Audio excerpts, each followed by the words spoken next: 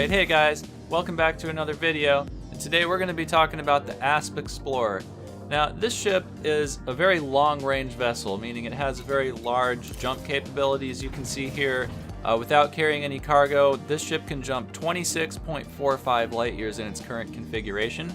But what I've found really useful is I've had a lot of new players join the game recently, and well, new players don't always know that your ship takes fuel, or that you need a fuel scoop if you're going to be traveling long distances. And sometimes what will happen is people will get stuck in between spaceports and not have any fuel. Well, that is a perfect role for this ship. It's kind of like the space AAA guy, if you will. So what we have on this ship to help out with that is the Fuel Transfer Limpet controller. Now, what this allows us to do is to carry drones in our cargo bay, and the number of drones you can carry is dependent on the size of your cargo rack. So each one takes up 1 ton of space. So if you have a 64 capacity cargo rack, you can carry 64 drones. But what this ship allows us to do is get fuel to players who have run out of fuel, basically. So that's what we're going to be taking a look at today, is the role of the Asp Explorer as our AAA guy who goes out and gets people going when they're stuck. So first, let's just take a look at the overall loadout of the ship. So I've tried to A-rate as much stuff as I can on this ship. It's not really combat oriented, but it can hold its own in combat. Let's take a look at the weapons and stuff first. So first of all, we have the kill warrant scanner. And that's just useful in any situation where you're going to be taking on someone who has a wanted status. I mean, if you're going to be getting money for the kill, you might as well be getting the maximum amount, right? Next, we have 2 shield boosters. We have 1 A-rated and 1 E-rated. Now, that's just simply a matter of power consumption. The A-rated shield booster takes up a lot more power than the E-rated shield booster. Next, we have a Chaffed Launcher. This is mostly for running away because, again, this is not really a combat-oriented vessel, although it can participate in some lighter combat. So what a Chaffed Launcher is going to do is cause anybody who's locking onto us with gimbaled or turreted weapons to lose that lock a little bit, and that'll give us a chance to escape. Next, we have 4 small pulse lasers, and these are on gimbaled mounts. Now, these are small pulse lasers, but there are 4 of them. They can take down some shields. And then we have 2 fixed E2 multi-cannons.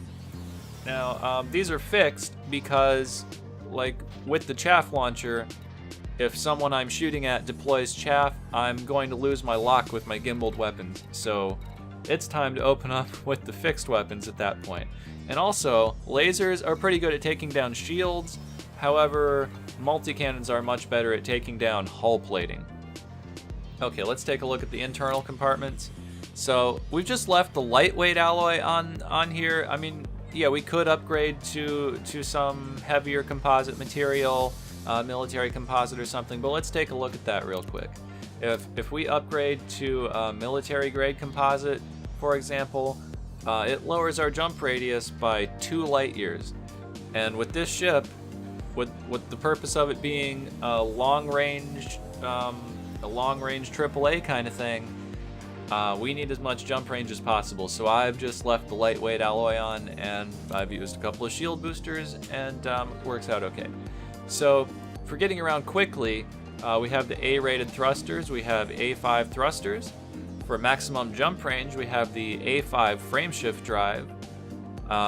Just because we can, basically, we have the A4 life support module. I mean, you could not use A4, you could go with just the stock E rated one and you'd be fine. Then in the interests of well, basically everything, combat and getting around quickly, we have the A4 power distributor.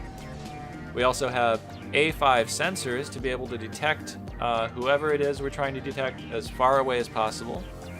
Then we have 132 capacity fuel tank, and we have another 8 capacity fuel tank, and that'll give us a total of 40 tons of fuel that we can carry.